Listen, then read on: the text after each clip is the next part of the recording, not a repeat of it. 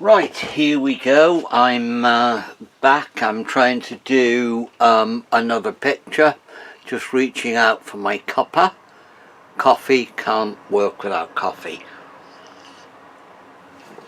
And I've been playing around with trying to loosen up again. And I'm just going to do a video. I've no idea how it's going to turn out. This is the subject, for want of a better word. It's a photograph I took just with my phone the other day when I was walking the dogs, a place called Maes, Pant, which is in Gresford, just up the road from where I live. And what I'm interested in, or what I was interested in, was this sunny bit coming through, and then the dappled shade around this silver birch and other trees in the background. Now, it won't look like that when I've finished. I know it won't, because I'm not going to try to make it the same. I'm trying to loosen up at the moment, and the way I'm doing it is I'm trying to paint a splodgy background. That's a technical term, splodgy. Basically let the background paint itself by putting splodges of colour in here and there into a very wet background, so it makes its own shapes, and then I'll try to tie it together into a sort of landscape. I'm not going to try to paint this particular silver birch or that particular bend in the path. I'm just trying to give an impression of this light in the middle and a shady Maytime day around the outside. The trees will still be roughly where they're put, but a lot of that will depend on where the background ends up. I'll let the background more or less paint itself. Okay, palette. This is my anything goes palette, and it's got all sorts of stuff. I won't use more than half a dozen colours, but I'll tell you what's here anyway. I've got lemon yellow, raw sienna, burnt umber, light red, alizarin crimson, ultramarine blue and yellow ochre, and those are my go-to colours. Those 1, 2, 3, 4, 5, 6, 7 colours, 8 colours are the ones that I go to. No, 7. Then the rest of them are ones I use now and again. So that one, we've got alizarin crimson, we've got raw umber, hooker's green. That's a colour called Charles Evans Sand, which Charlie Evans invented, and I love it. It's very, very good for getting yourself out of holes, and it's lovely for sand and walls and stuff like that, especially when it's mixed with yellow ochre. It's great. That is Payne's Grey. On this side I've got cadmium yellow, I've got, oh, what's that one called? Aurelin or Aurelin, I don't know how you pronounce it. Hansa yellow, cadmium orange or translucent orange by Winsor & Newton. I'm not sure which one it is there. They're the same colour anyway. Pyrrole red. That is what's that one called? Caput Mortem. Dead stuff.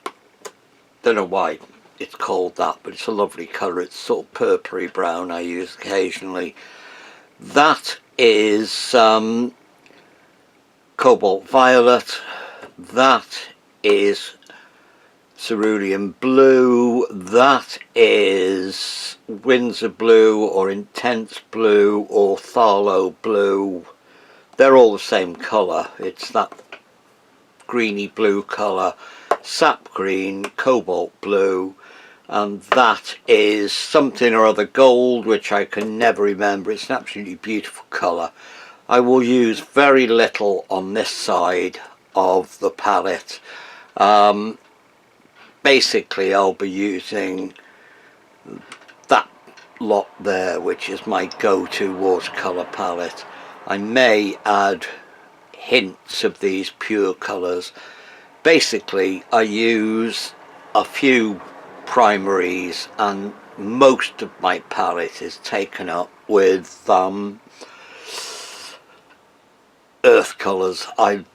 Earth colours are what make landscapes what they are. So there we go, put you back over there so people can see it and what I'm mixing. I'm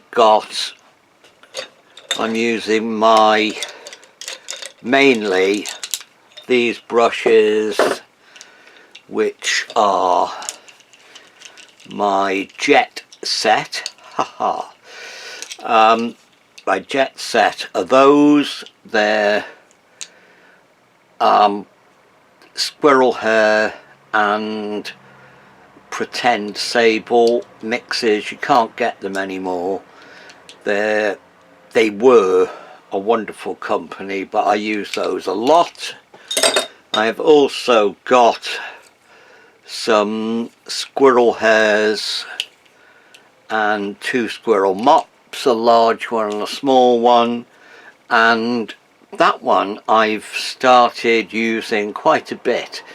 It's a sword liner. It's an SAA silver sword liner. I spent years not using this because it was really tricky to use, but I'm starting to get the hang of it after about 5 years, so there we go. And the other things I'll be using are these SAA. They had a sale on earlier this year, so I got quite a few of these SAA imitation sables. Some very good brushes. I use them a lot as well. I'm going to start off with my SAA 1.5" one, which is a pretend sable 1.5" brush, flat, and all I'm going to do with this, all I ever really do with it, is wet paper. It's a bit like a posh decorator's brush. And because I'm going to let the colours paint themselves, basically I want this paper very, very wet. And then I'll dry it and go in wet over dry with the rest of it. What time is it? 9:30. I may even get this one finished. If I don't get it finished, I'll pause it halfway through and do it tomorrow. It's all a question of time. So there we go. Very, very, very wet paper. And the reason I put it very, very wet is I don't want it drying out too soon. The problem I have in my little studio is when I'm doing videos, I have a lot of daylight controlled spots on, spotlights, and they tend to generate quite a lot of heat. So as a consequence, the paper dries out fairly quickly. I'm putting more around the edges than I do in the middle because the edges tend to dry out quicker, more quickly. 20 odd years teaching English and I still make basic grammatical errors. There we go. That's that done. And where is my towel? No idea. So I'll use paper towel to dry my brush. Just dry it, shape it a little, and then I'll put it back in its jar to dry out properly. Right, okay. Now while that is still wet, I'll let it go off just a tad, but it still needs to be shiny and we still need to be able to see what's going on with it. So now I'll use my jet brush.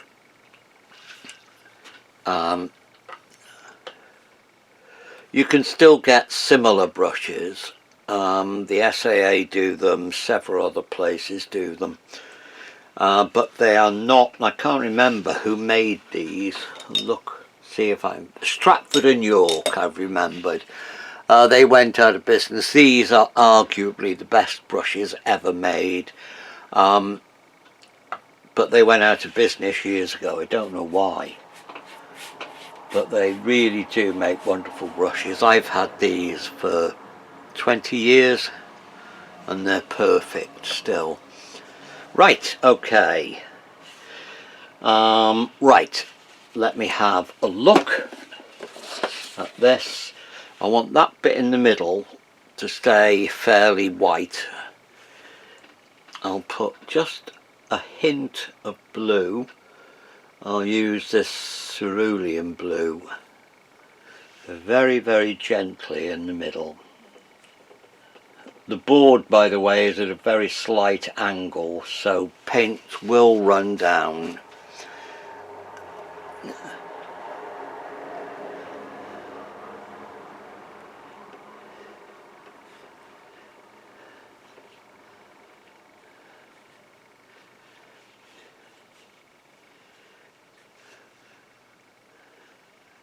But fairly slowly. If I don't think it's running fast enough, I can squidge it. Just a little spritz of spray. I've got loads of them in various sizes. So there, we've got that. As I say, I want this to paint itself.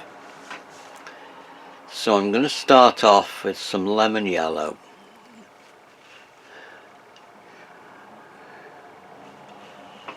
And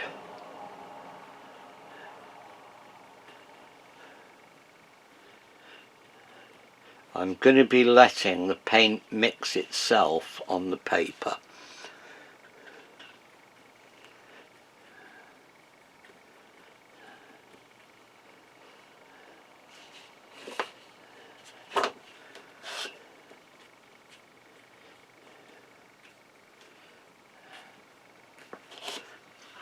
Clean that.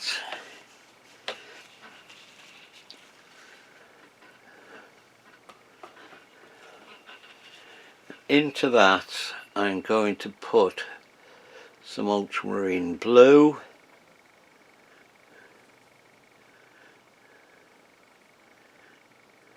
some more of the lemon, and we've got the yellow is quite acerbic, a sort of acid yellow, and putting the ultramarine, which is a fairly warm blue, that will take some of that out of it. So I need quite a lot of water but quite a lot of paint. I want it strong but liquid, if you see what I mean.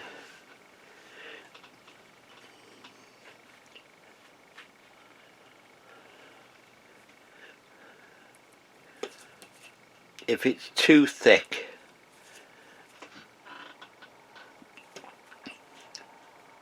it won't mix on the paper. If it's too thin, it will just bleed to nothing.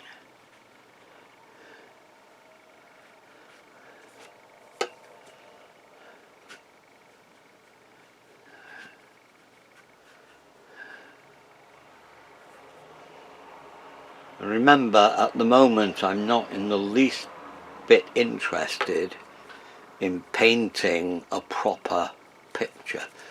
I'm just sloshing paint on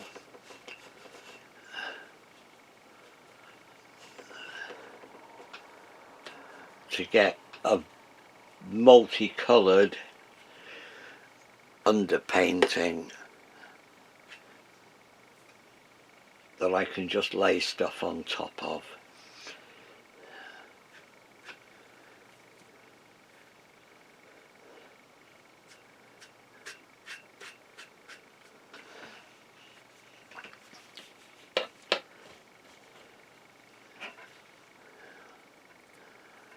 Some more blue into that.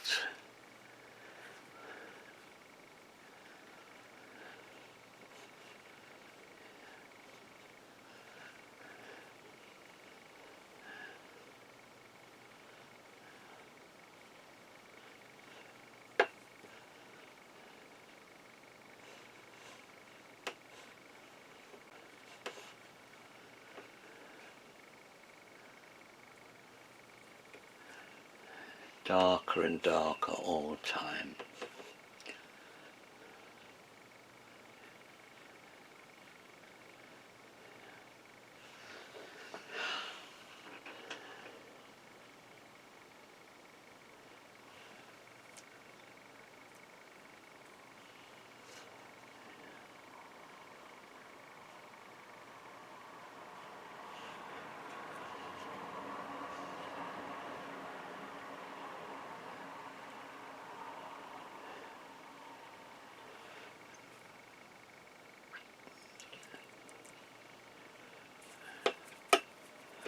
Darker and darker, just to get these darker bits over here.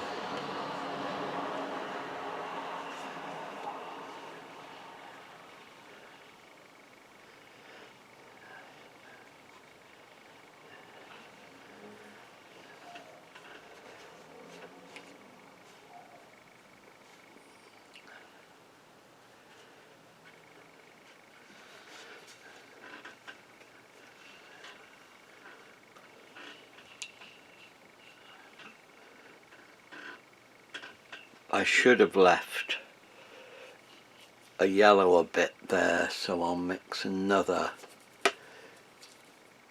lemony yellow bit over here. Add some of the cadmium to it.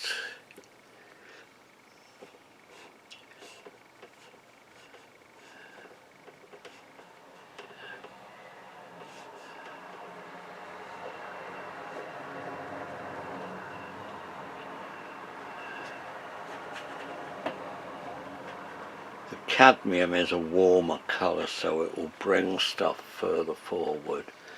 Okay, got that.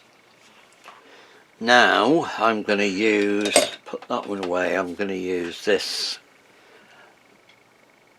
little sable mop. It's called a mop because it's held together like that. And now I'm going to get some darker colour. I'm going to use the ultramarine into that, but I'm also going to use a touch of this intense blue and some of that.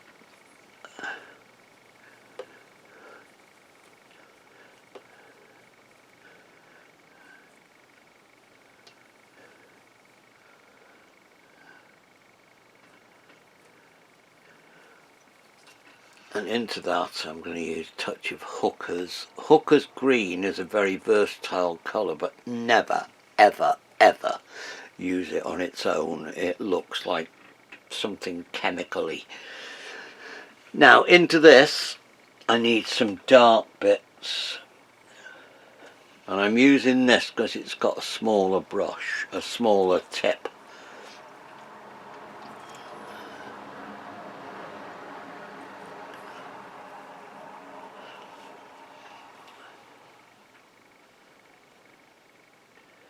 And with this still being wet, the paint will spread out.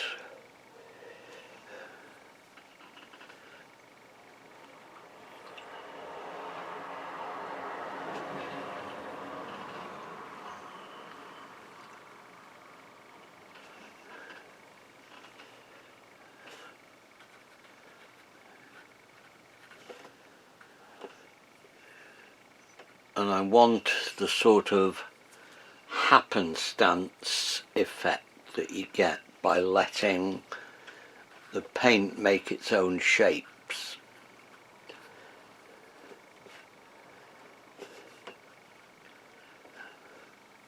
Look, the picture is basically painting itself.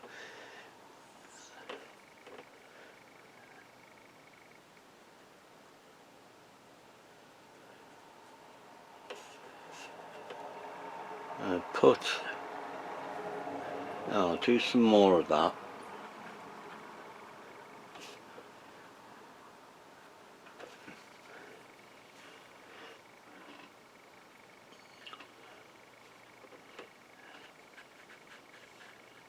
Down here I'm putting a little bit more directional stuff where the grass is growing.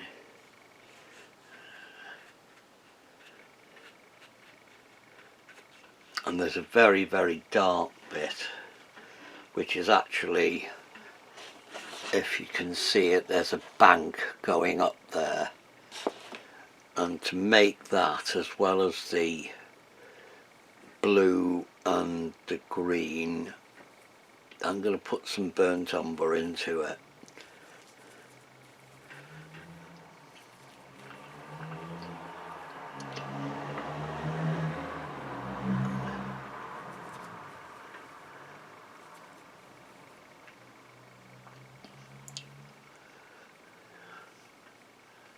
And it'll be really dark, and then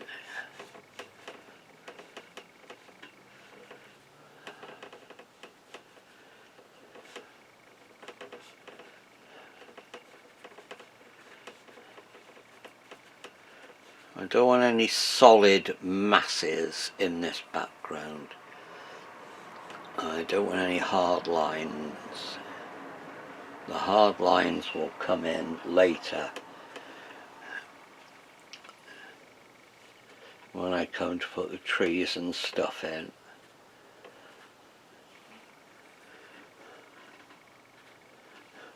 The last one of these I had to rescue with gouache, so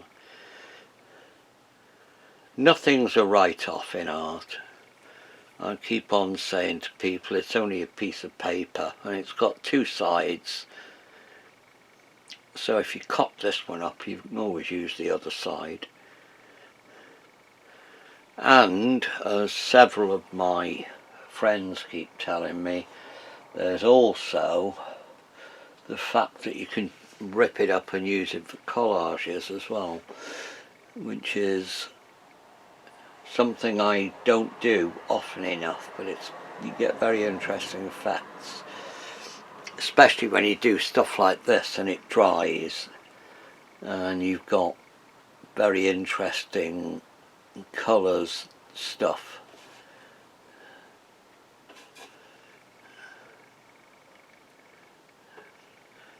And when you've got a chunk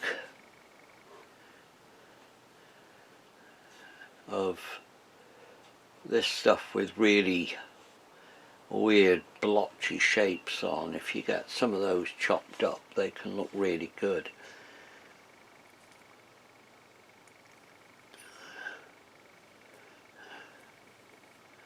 This, using the burnt umber and blue, makes almost black, so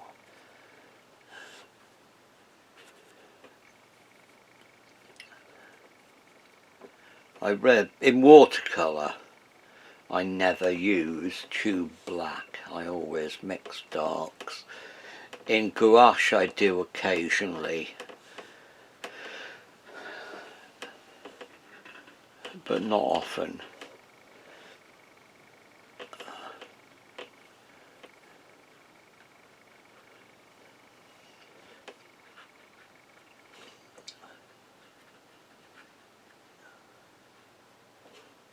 I'm not actually painting anything, I'm just letting the tip and the side of this play around, see what it does.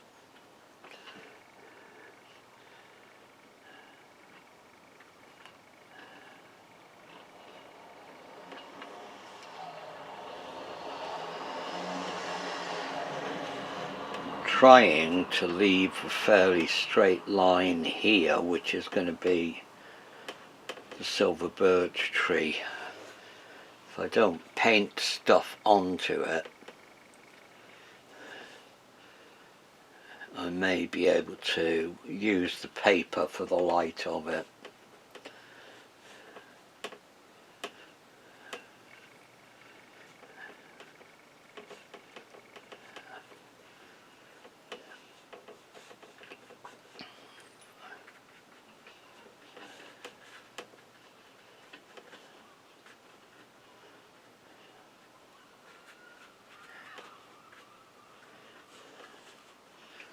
Right,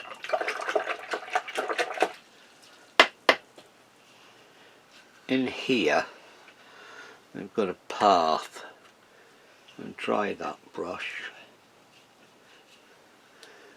I'll use my little, I'm so chuffed I found that brush. I'd lost it for about 2 years and I discovered it in a folder. No idea how it got there, I must have dropped it. Anyway, I'm going to use the cerulean blue and some of the Charles Evans sand.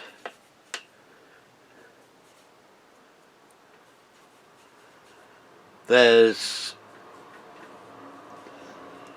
a colour that you can buy. I would say go on to Charlie's website and buy this, because it's a very useful thing.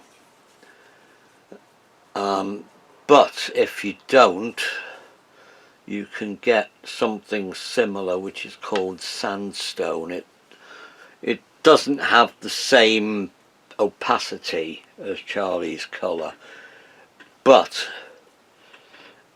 it's pretty much the same colour. If you mix it with other colours you can get the same sort of effect.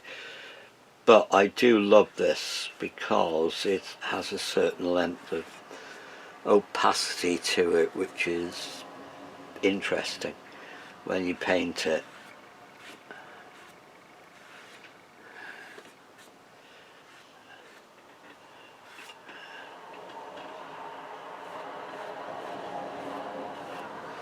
There we've got the path.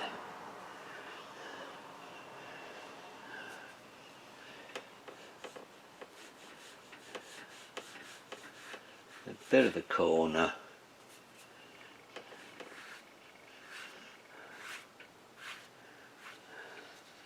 Got that. Right, okay. Now I'm just going to stop the video and get the hairdryer out. Right, there we go. I've used the hairdryer on it.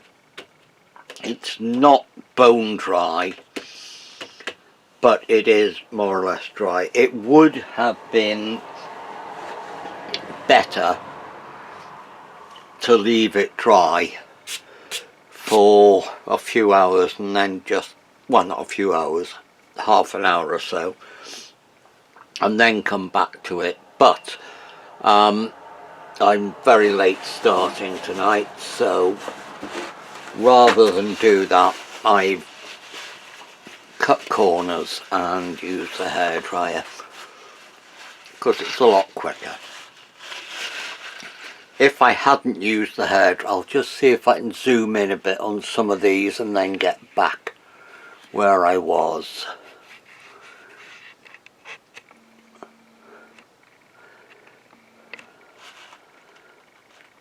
Some of these bits here may have spread out even more if I'd let it dry under its own steam. Because what the hairdryer does is it stops it where it was. Anyway, what I'm going to try and do now, without faffing about too much, is turn that splodge into a proper painting that looks like something. Okay, now, first thing I'm going to do is this big tree.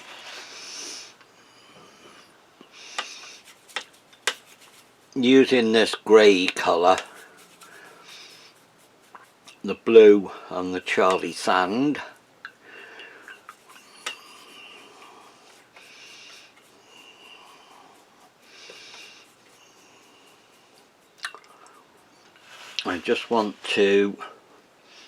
I want to preserve the light on that side, which is where the light is coming from. Some of it is going into there. I don't want a lot of water in this, and I don't want,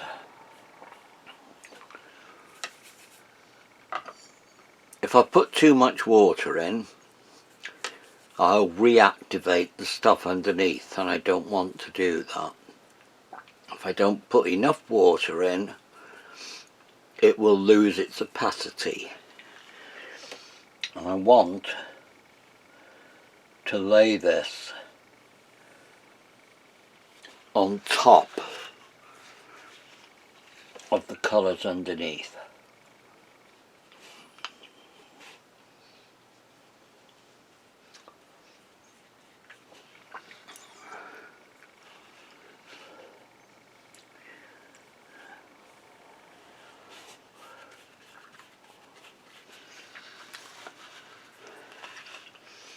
And that will do. Looks like a tree trunk. I'll be able to put the branches on and some of the marks on the tree trunk, and I'll try to leave that white bit there. In fact, what I will do now, I'll mix some of that blue very, very thin.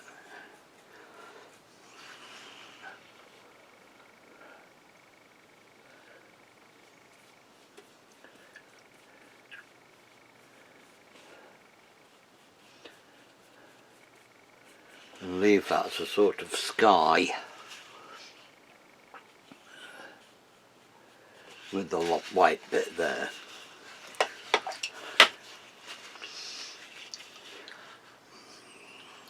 Okay, we're all right there. I'm going to put in the branches and other bits of tree in the background. For this, I'm using these SAA Pretend Sable brushes. They've got enough oomph, for want of a better word. They're not too floppy, but they're very manageable. You can draw with them. So now the next thing I'm going to put in is to try and indicate this big tree on that side. I want a very dark colour. Start with the burnt umber, some blue, which is more or less black,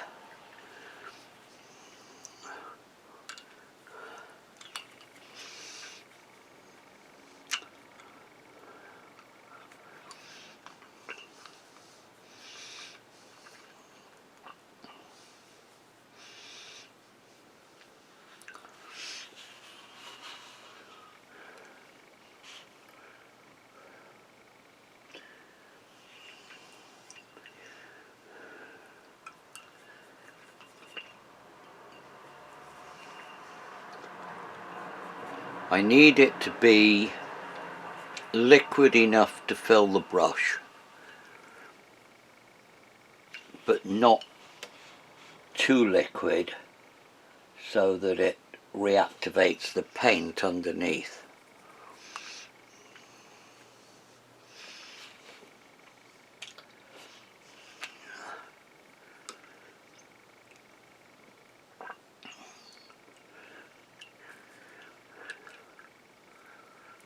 picked up a big lump of blue, which I didn't mean to do.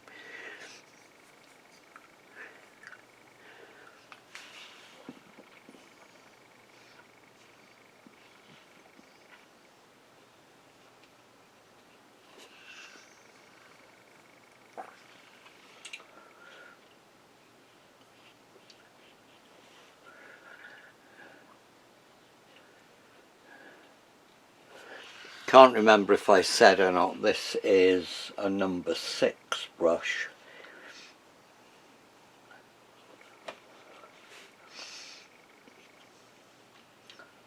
I will use a bigger one at various points during this,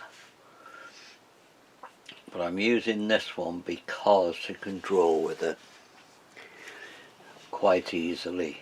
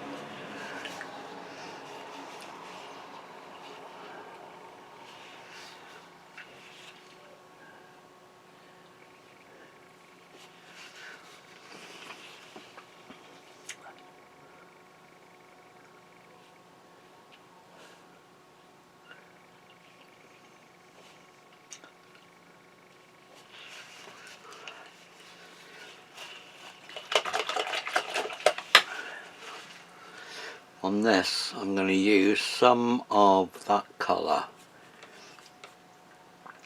in with the path colour,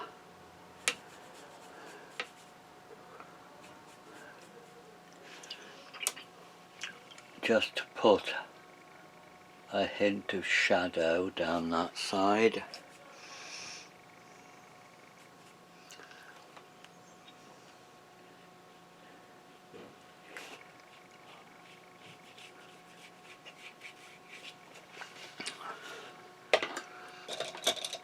And there's my little soft brush.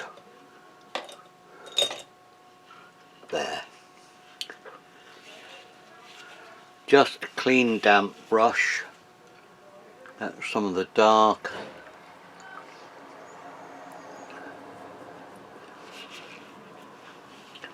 Take most of the colour off it.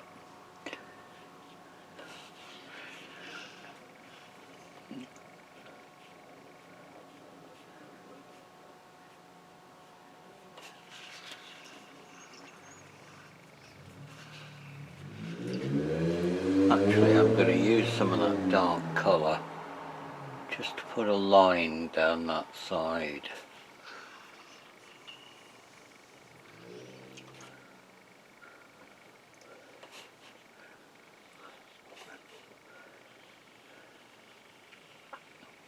The paint I put on there is damp. I'll just pull it across.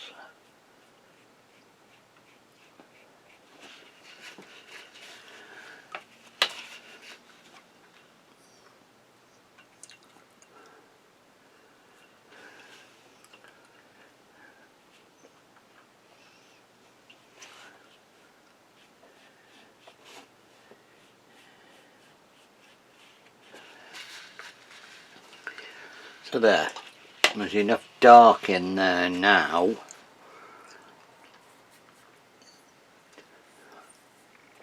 to give it some structure.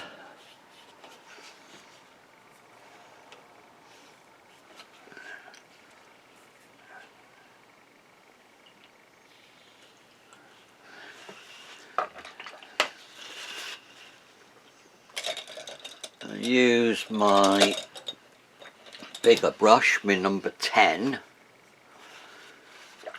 which is quite a big brush, but it comes to a very fine point. Some more dark burnt umber, ultramarine touch of the alizarin.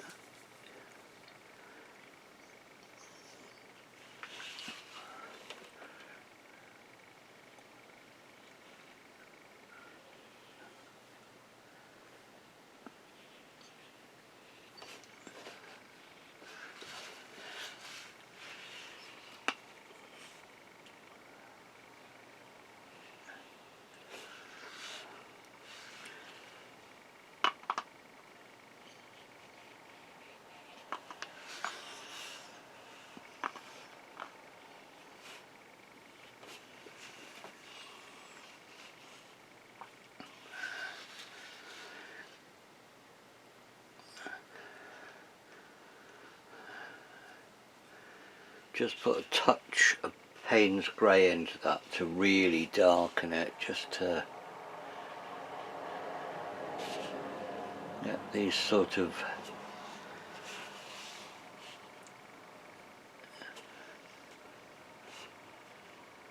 silver birchy blotches on the trunk. Some shadow on there.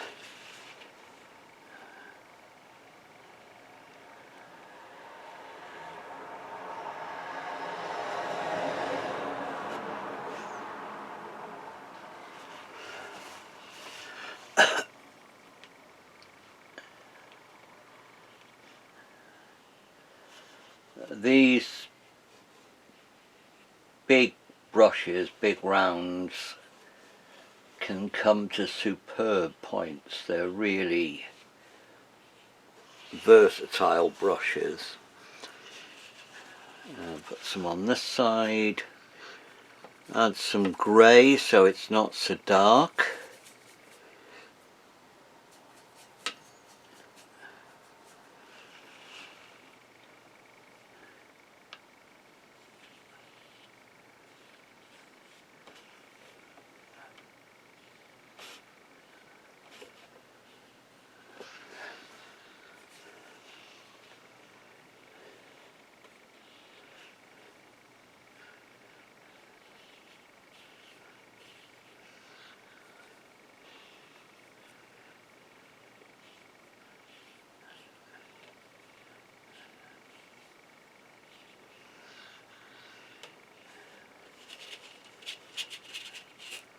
Just putting some dry brush with the edge of the brush here, the side of the brush.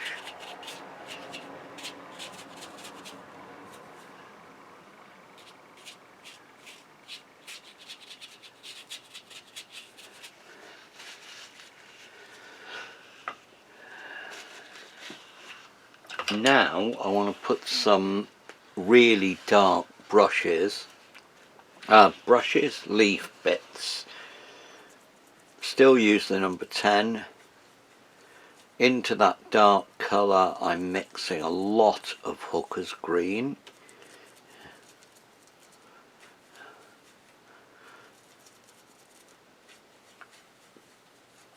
I'm going to put the Windsor blue in that, because it's a greeny blue anyway, and because there's a lot of green in there, even more now, if I use some of the violet, it should go almost black. But because there's so much green in it, it'll stay very dark green.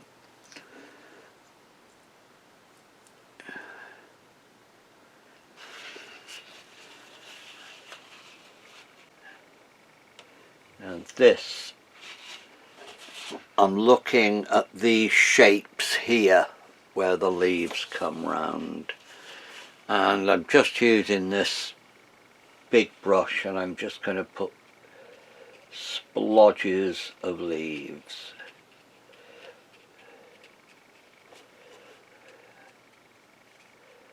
I'm not painting each individual leaf, but I'm just putting splodges of leaf shape around this tree.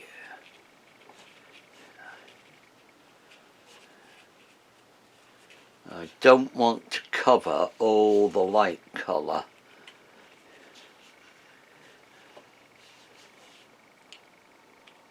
I'm going to have to be careful because I want to preserve that white strip.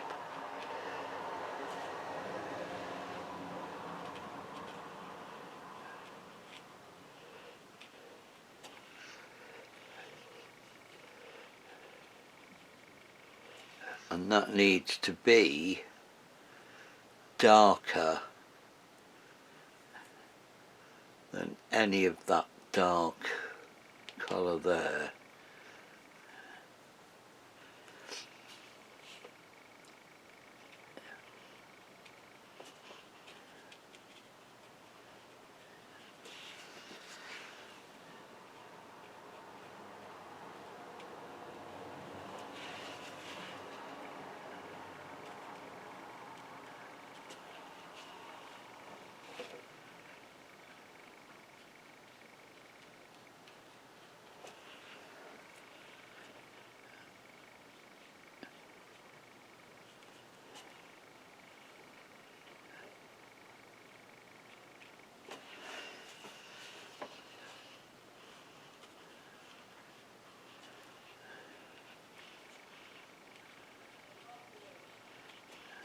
Of course, the good thing about these brushes is you can actually make leaf shapes with them just by touching and letting it up. But don't get too carried away playing with stuff like that, Evans.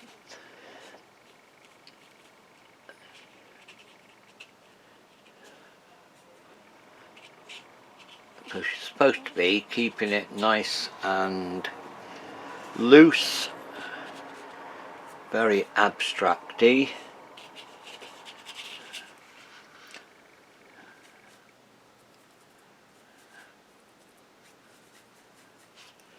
I need to put an edge to this path.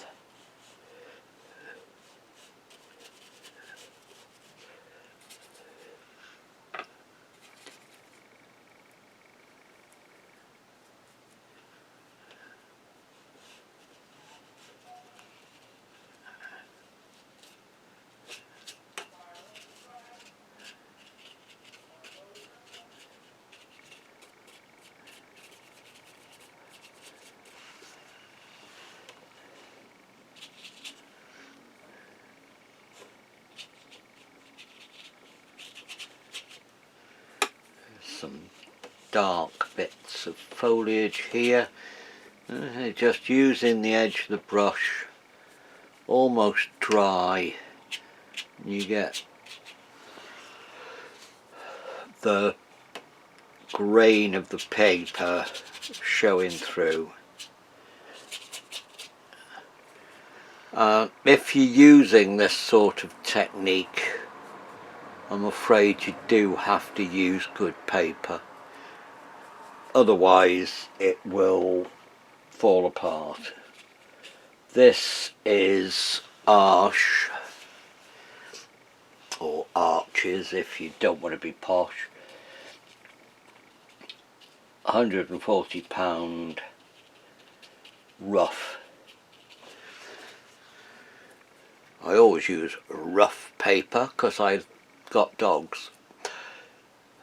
There's a very bad joke in there if you look for it. But seriously, this paper will take all sorts of hammer. If you use cheaper paper, you won't be able to wet it so much, dry it so much, or do any of this stuff with it without it falling apart on you, or just going soggy rather than anything else.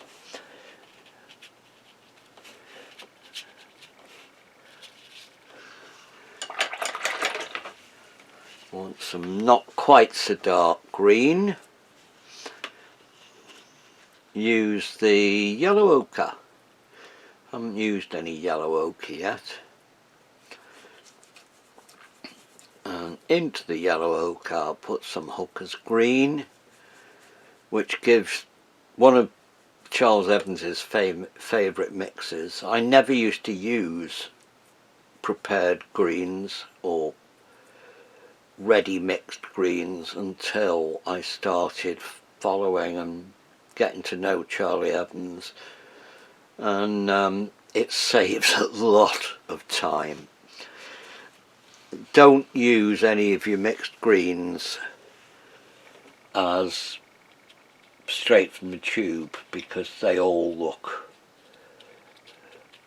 contrived, but if you use them mixed with other colours, you can't get anything you couldn't already get if you mixed colours on your palette, but it's a lot quicker, a lot easier. But again, you have to practice. Don't just think, oh, if I mix this it'll work. Chances are it won't. And the thing is, nobody ever gets behind the wheel of a car and thinks, oh, I can drive this car.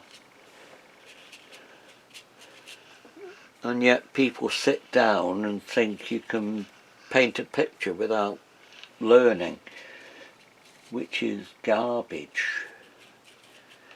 Sorry, I'm on a hobby horse.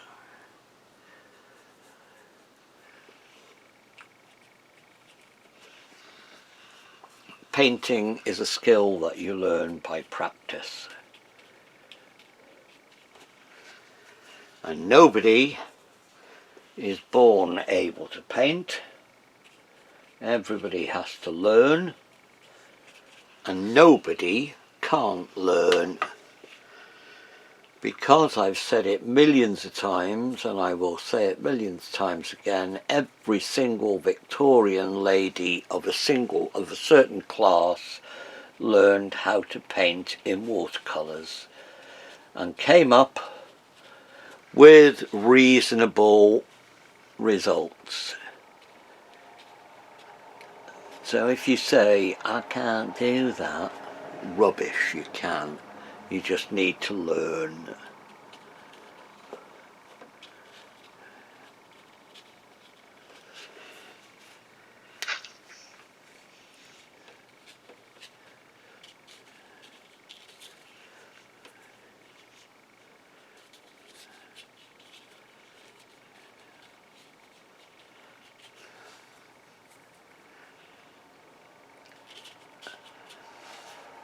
I'm getting somewhere now.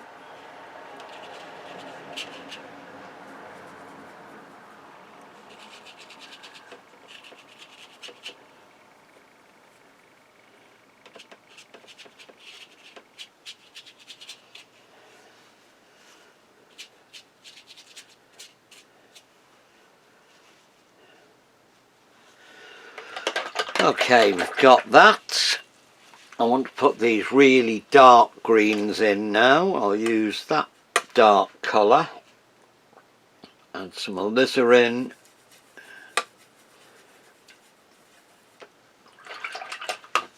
Into the alizarin, put some of the hookers.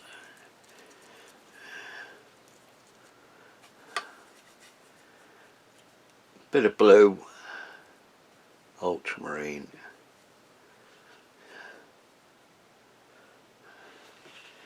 And now, actually, I'll leave that there. Take the 10 out. Where's my 20? And get the big bugger out.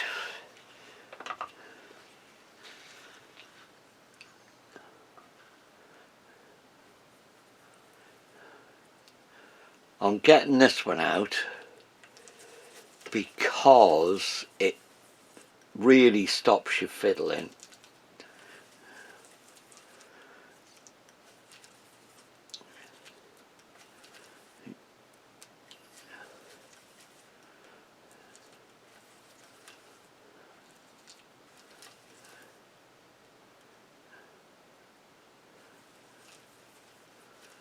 what I've done is just put a touch of cadmium yellow in there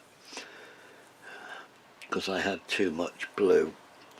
Okay, now there's my big brush, and it is quite big, but it does incredibly tiny little dots if you want it to.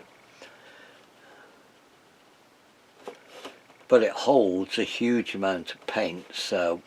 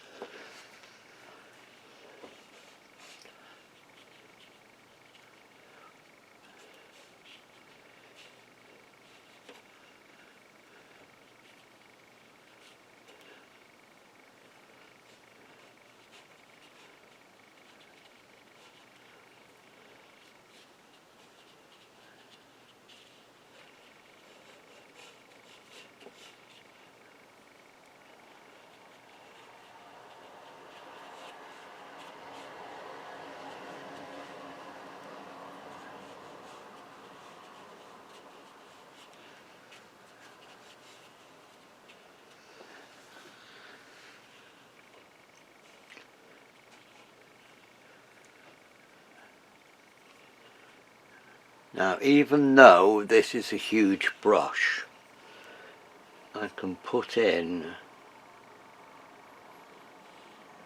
very little lines if I want to.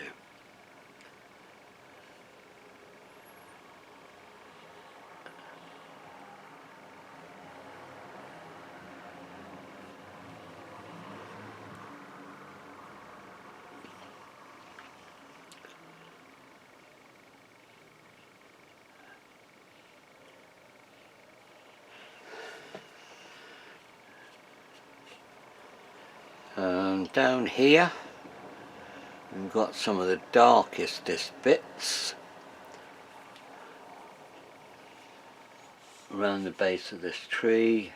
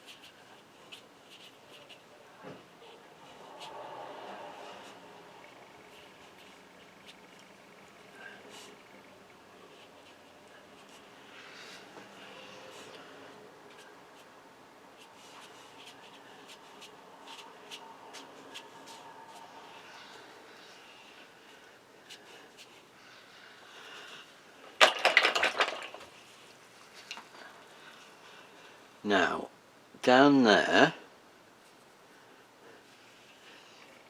I want the edge of this road as it goes round the corner.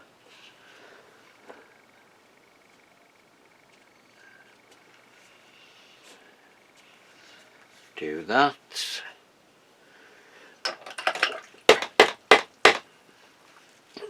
There's some getting somewhere now, and what I'm going to do now, I won't use, yes I will, why not?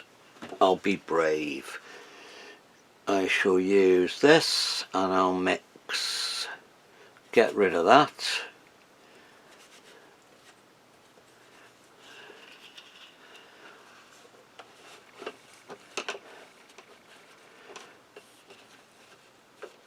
Until I can get myself into the position where I'm like Charlie Evans or somebody and I know I can do everything I want with 6 or 7 colours. I will always be in this sort of position where I have to clean bits out. Okay, purple.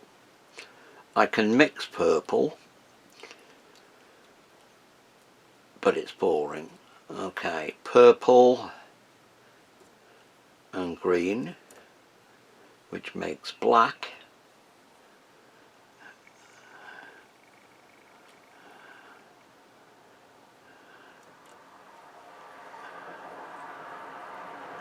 There. A bit more of the alizarin into it to warm it up.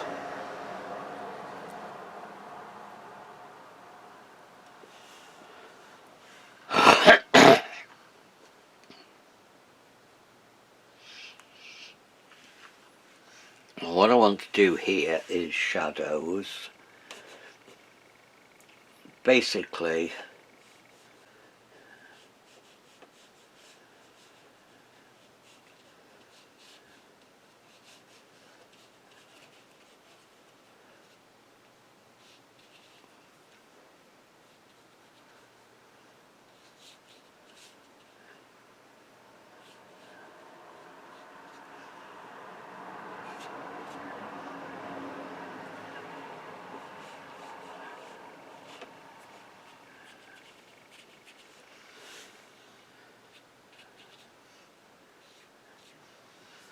there we go, we've got purpley shadows there. Across the road, I want some here.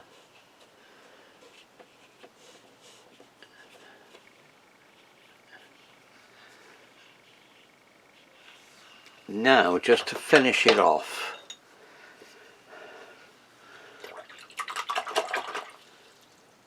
I've got this brush. Now this is where I could cock the whole thing up, because I'm not totally confident using this brush, and I swithered and dithered about whether to use it in this picture or not, or whether I would be better off using a rigger, but you've got less control over this, so we'll do it.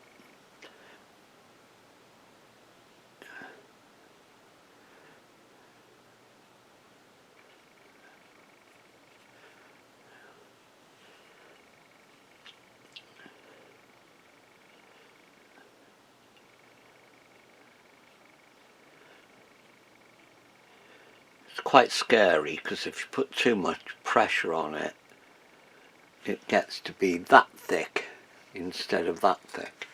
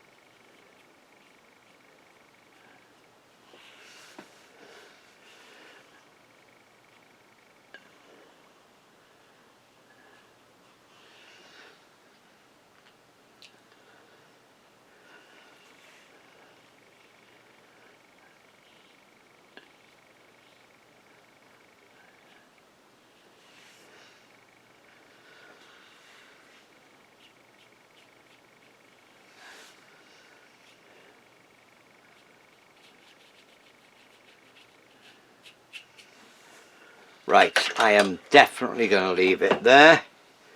I'm not too unchuffed with that. I quite like it. We've got plenty of light coming in from the background. We've got some shadows in the foreground. Should I put a person in? No, we've got enough going on in the middle anyway. We've got stuff leading it out to the edges. So yeah, I'm going to take the tape off.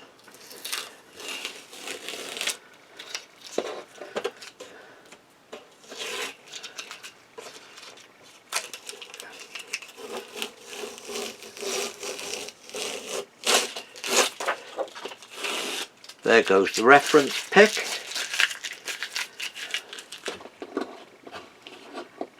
Always when you're taking tape off, pull it away from the picture. That way, if it does pull some of the paper off, it won't pull any of your picture off. That one should fit it. There we go.